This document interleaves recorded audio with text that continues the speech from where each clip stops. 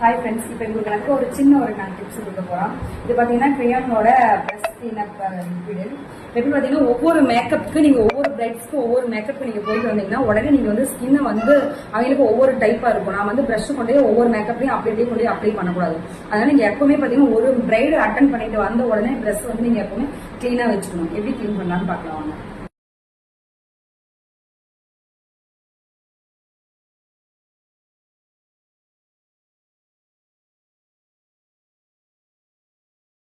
ஒரு பவுல் எடுத்து வாட்டர் அதில் ஊற்றி நீங்கள் மிக்ஸ் பண்ணி பண்ணுங்க. அது க்ளீன் ஆகிறது நல்லா இப்படி பிளெண்ட் பண்ணிக்கிட்டே இருக்கணும்.